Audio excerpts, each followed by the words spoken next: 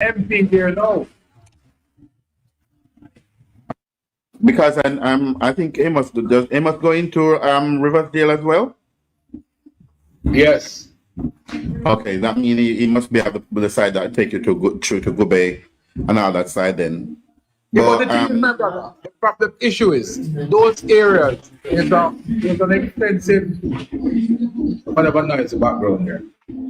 There's an extensive water project that is going on right across the island right now, and this is about $250 million water project. It is happening in Central St. James right now.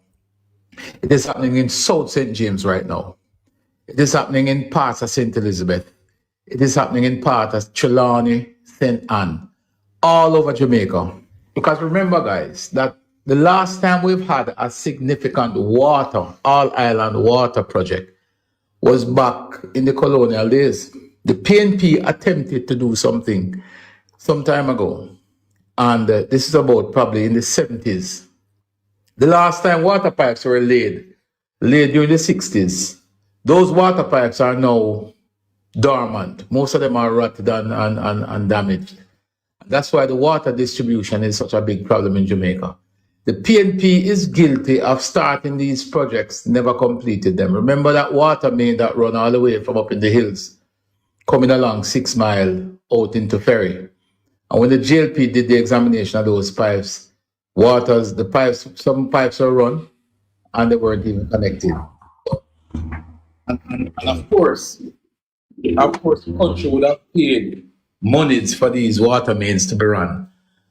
But they weren't connected, so the citizens never benefit. But now the country is going through a significant water project. And I'm telling you, this is not a promise, Pipes are on the ground, the team is there working, and a matter of fact, I think that project is about, I would estimate from my vantage point, about 60% complete.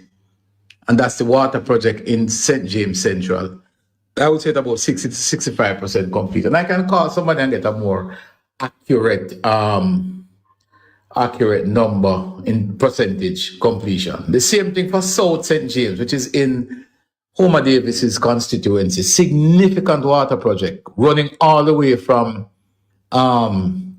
Anchovy, going all the way back out to connect to Dave Brown's constituency. And if you drive along that corridor, you'll see the excavators out there. The lines have been, pipes have been laid and continue to lay. And it's going all the way up to the tank up in, I don't remember, Mount Carey, past Mount Carey and come up. Also, in the same South St. James, the new bypass that will bypass Long Mountain. This is separate and apart from the perimeter road, The bypass that will take you right from Macfield all the way across to connect to the bypass or the ring road and then carry back on the north coast. That road is getting ready now to start. The Chinese are there, equipments are going on the ground, and they're clearing the area now to start that project. So look here. The sort of development that Jamaica is undergoing now, the only time in the past that we have seen this level of development in Jamaica was back when, in the 1960s, when we discovered bauxite. And we were really doing some work in terms of building out of the schools and certain infrastructure. But we haven't seen that in decades. So look here, now make no double fool you. Yes, PNP out there on their campaign and they want to preach doom and gloom. It is not the case. It is for us to ensure that we go on the ground, stay on the ground, and ensure that we stay on message and make sure that the message is tailored sufficiently that it can reach the voter. Because make no mistake about it, the work is being done. The JLP has done more than enough to be re-elected for a third term. More than enough. I will have any debate any day, and I will entertain any conversation that says, well, we have not done enough to communicate same to the average voter. That can be said. And I think that the party would have heard that cry loudly and are taking steps to ensure that the grassroots voters get connected, get a better understanding of what is happening at the constituency level. If you listen to the Prime Minister who is leading that charge in his last couple of stomping out in the field, he is making that connection. He is having the conversation with the people. All we have to do is to follow his lead. We're a leader-centric party. Where the leader go, we go. And if the leader tone is high, we are going to go high. If the leader tone is low, we are going to go low. The leader tone now is extremely high. I mean, gone are the days when he's being the nice guy. He's no longer being the nice guy. The Prime Minister gloves are off. The Prime Minister's gloves are off. And I'm not saying that he's going to be an old Viagrego, but he's reminding people of the work that the government have done. And he's also, on the same hand, reminding people of the past where the PNP would have decimated this economy. So if you follow the Prime Minister lead, you can't run. And trust me, look at a couple of days ago, we had a discussion on this very platform here, where persons were, seemingly wanted to question whether or not we did anything or we had any policy changes. And before the drop of a hat, we were able to provide a significant amount of policies that the JLP would have implemented that saw a reduction or a removal of taxes. We reversed the negative trend that the PNP had between 2011 and 2016. We reversed the negative austerity program that the PNP would have implemented coming in all the way from the 1990s, where the only tool that the PNP had then was to tax Jamaican people. And we brought that up. We discussed it. We read it. We read through a list of all the taxes that the PNP imposed on the Jamaican people. Taxes that we still today cannot see a dollar value on, because if the JLP were to have taxed the people of Jamaica the way the PNP did and have that kind of money coming in, we would have been a first world country already. We are able to grow the country's economy, spend more on goods and services, spend more on programs to uplift the lives of the Jamaican people without taxes. So it is clear to everybody that we have a better understanding of how the economy works and what needs to be done so we can grow. The PNP don't have that luxury. And we have to continue to preach that message and to connect that message with the people. We cannot ever join the PNP in this conversation about Notnangwan. It is the biggest load of garbage from the pit of hell. We cannot. I noticed that back in the local government election, there were some persons who joined that choir and started to sing about Notnangwan. Well, I would love any Labour Party supporter, or any Jamaican for that matter, who can come to us and tell us that Nangwa. Give me an example of why you could come to such conclusion. And I can guarantee you that there will be no such individual, because that doesn't exist. Yes, we can contemplate, we can always argue about whether or not more can happen. Yes, there's always room for more. But we can't have the discussion about room for more without saying what is actually available now and what is happening. Growth and development is taking place. The gentleman spoke this morning about young people not being engaged. Nonsense. There has never been a period in the history of this country where more young people have been engaged, not even under Eddie Siaga. There has never been a period in this country's history where more young people have been engaged than now. And these are some of the realities that we have to face, and we cannot allow PNP narrative to make us back away from these things. These are realities that we have to drive home every single day. The most we can do with it is to tailor it so it can go down to the grassroots people, but never back away from that position that we are doing the best. We are doing much better than the PNP and will forever do better than the PNP. And that land right there.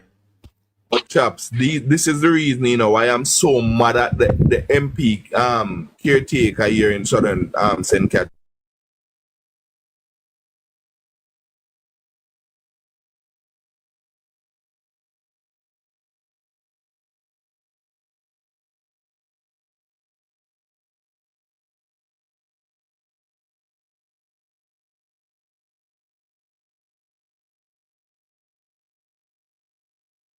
the name Fitzjackson when I mash up this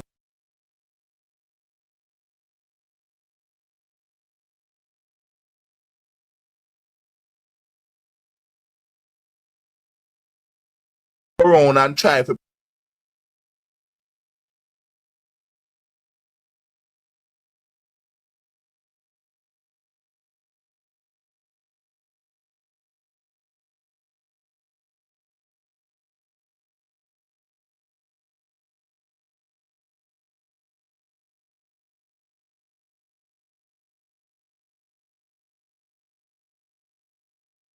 in this constituency and nothing happen. Nothing go on. Fitzjackson do nothing, and the MP caretaker that we have here, man. But I don't know. I don't know. Chaps. Mama say a quick thing there. Chopper, morning. I'm there upon the road, but I'm just make a quick commentary. Chopper, Yeah, man. may I ask you, what is it that the Labour Party is not doing that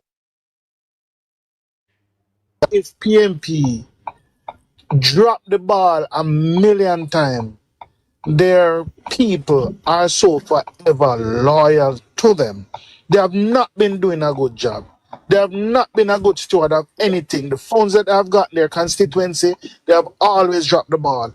But what is it that is cementing these people to PNP that all when them are dead, them not switch? And what is it that we are not doing why we can hold the minds of people like that? Because listen, it is without a doubt, which party is the best party, Right now, the only thing PNP is trying to campaign on, is if any little mistakes Labour may do, Them build a road, look a rainfall, it broke away, them points say, see it there? Them build road and it mash up. You understand me? That's all they're doing, But look on the traction it has gained. You understand me? So what is it that we are not doing? Because we're doing a great job, But there is something that the PNP is using to indoctrinate and glue their people's mind to their party. And the Labour Party, we need to do a better version of that because we already do the work, but boy, I don't know. But anyway, morning again, Labour rights. That's my question to you, Chopper. What is it that we are not doing that so we don't have this horde of faithful Labour rights who now go switch? Although we're doing a good job, but look on PNP. Piss poor job. And boy, them still forever faithful. What we're not doing? Again, like I said to you before, a lot of it has to do with messaging. It's not that the PNP has done a good job. Again, you have to, if you the answer to that question, you have to go back to the origin of the two political parties. One political party is an ideological movement. The PNP started out where they would create groups from among the society that would have been loyal to them. They would have utilized government resources to strengthen those groups. The JLP has not done so. The organization, which is the Bustamante Industrial Trade Union, gave birth to the Jamaica Labour Party. The People's National Party gave birth to all of the significant public sector group in this country. The first affiliate of the PNP was the Teachers Union. They are now the Teachers Association. The second affiliate was the Farmers Union. They are now JAS. JAS, yes. Those groups are significant. Teachers appeal to a certain demographic, the middle class, right? Farmers appeals to the lower level of society, the lower class. The PNP used government resources to strengthen these groups from the inception. So these groups did not make a decision to follow the PNP based on their performance. They follow the PNP based on their ideological affiliation. You can't beat that. When somebody is connected to you through ideology, you can't beat that. There's nothing nobody else can do to remove that from you.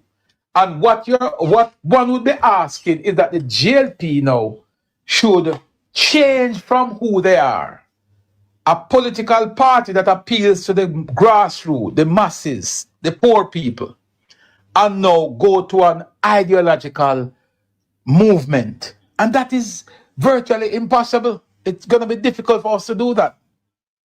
Right? And what we are saying is that if the JLP ever start to use government resources to strengthen the supporting organization, for example, the Young People Movement, G2K, Young Jamaica, what if the JLP were to start channel government funding towards these groups? What if the JLP were to start organize among teachers using government resources to do so? How would society view us? What would that do to the country? It is those things that the PNP did why the country couldn't grow. Because the country's resources was never used in the best interest of the country. It was used in the best interest of the political party. So sometimes when we see things that happen, it hurt me to my core. But I cannot sit and ask my party to do the same thing. Because I know that if we do the same thing, what is going to happen? Some people say, boy, I better we mash it up because we can build it. And that's an argument to be made. But again, to what end? To what end? So it's a difficult task. People are wedded to a particular dogma. Most PNP are PNP. There cannot be nothing else. You can't have no conversation with a PNP. It not change. A comrade is a comrade to death. Nothing changed that. Comrade not change. PNP change. And what you find, those persons to which you spoke, Paul, those are comrades at heart. They cannot, will not, ever change.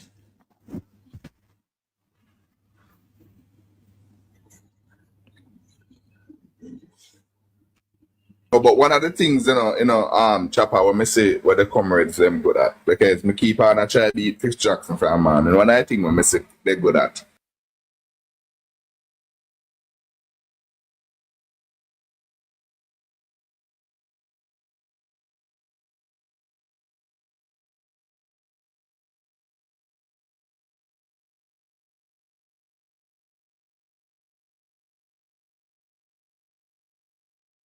And then pick them out and you see them go around with 1 2 pound of flour and 1 3 tin of milk and them something and them give it.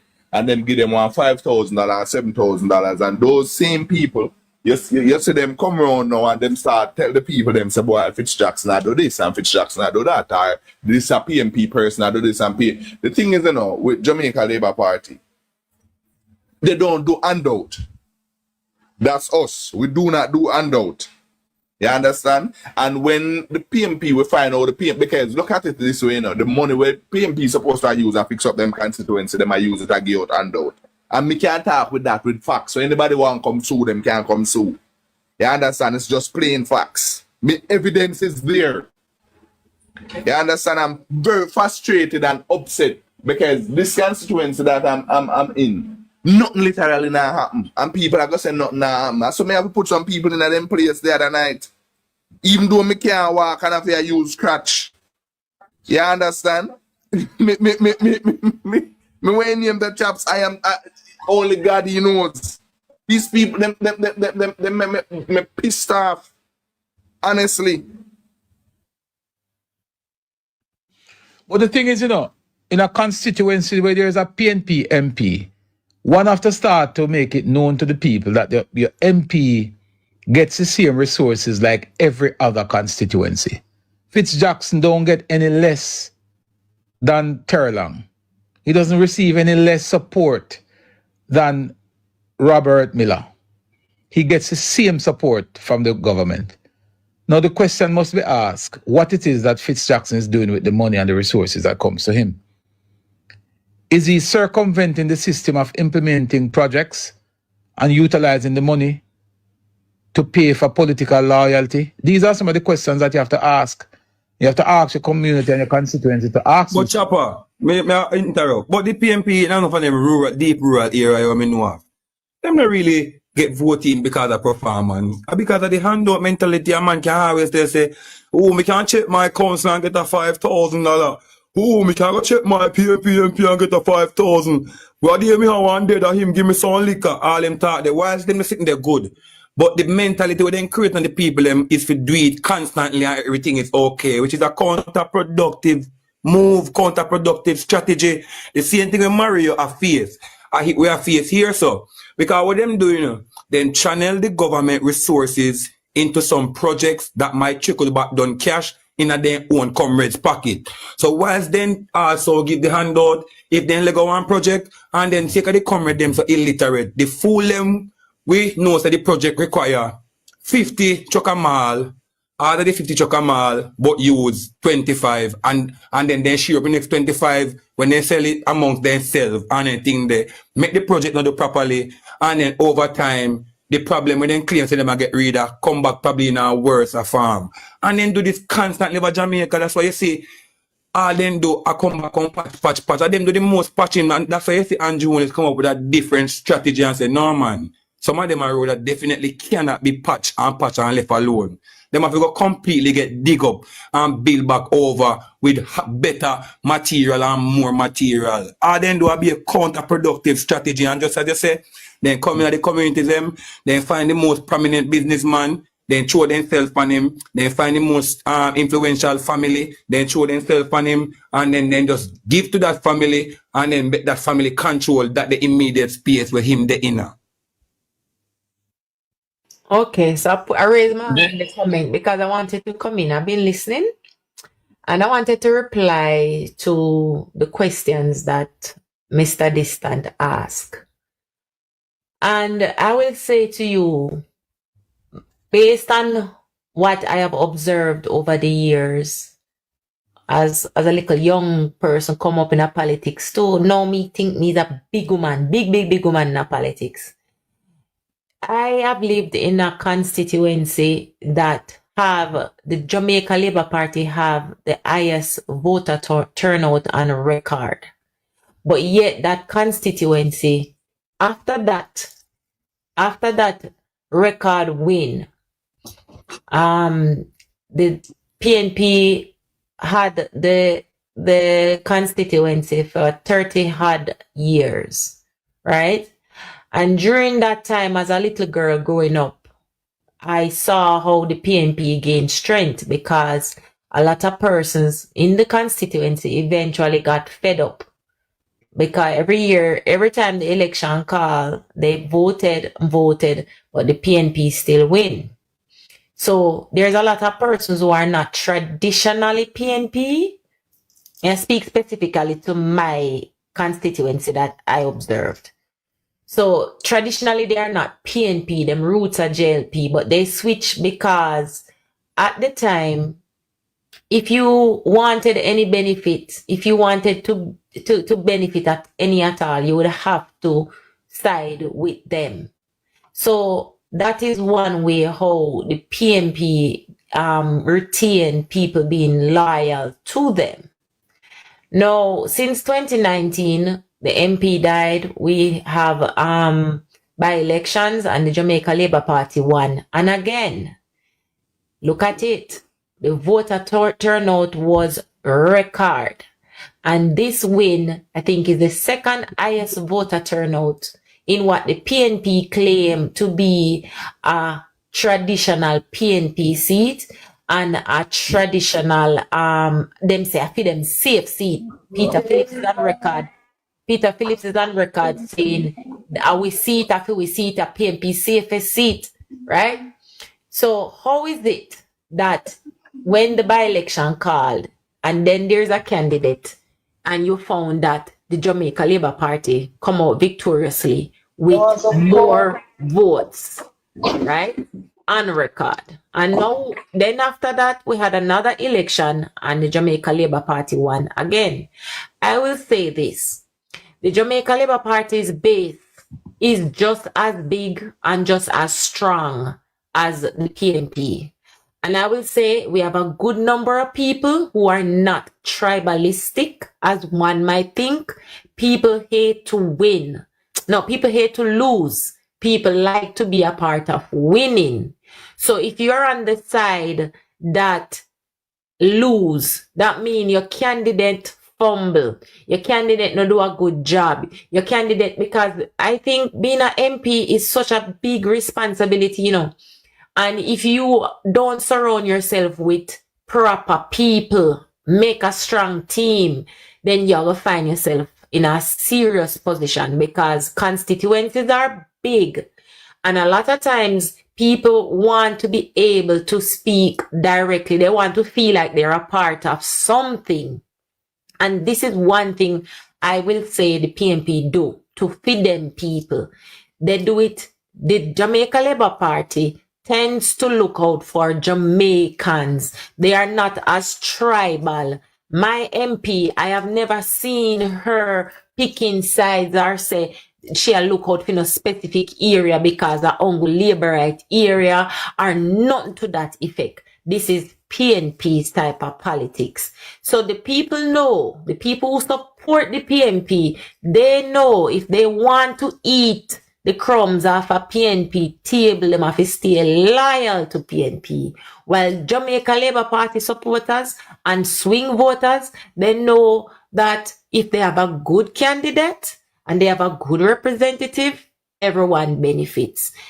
And I would say since 2016, I have seen where a lot of hardened PNP people are now on the Jamaica Labour Party side. I have never seen before so many people switch other than during the time of PJ when it was coming around to the third term. I saw where tribal Labourites take off them orange shirt and put on the orange just because they were tired of losing and they want to be a part of the winning team. And not everybody faithful and not everybody can go through hard times. So that is what you have. I don't think for a minute PNP loyalty or PNP people loyal to PNP more than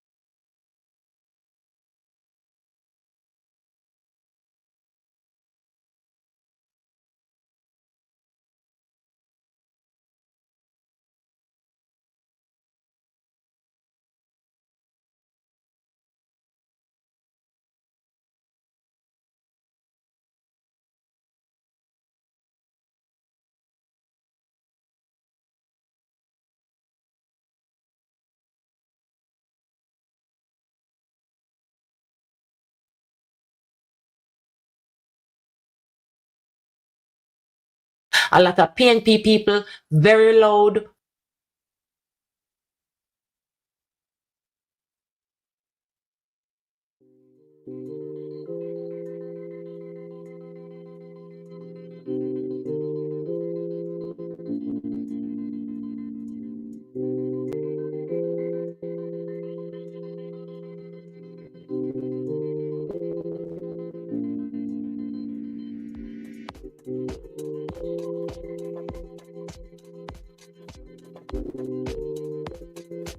And it comes down to you.